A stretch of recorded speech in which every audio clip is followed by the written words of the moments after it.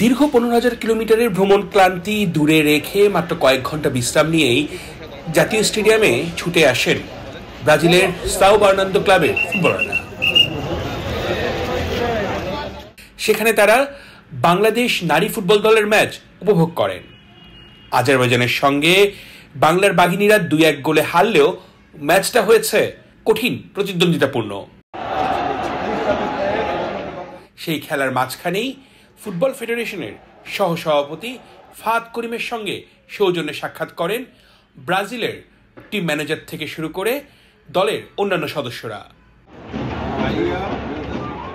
বাংলাদেশে পৌঁছে বুধবার বিকেলে প্রথমবারের মতো মাঠের অনুশীলন শুরু করবে ব্রাজিলের ক্লাব সাও বার্নান্দো।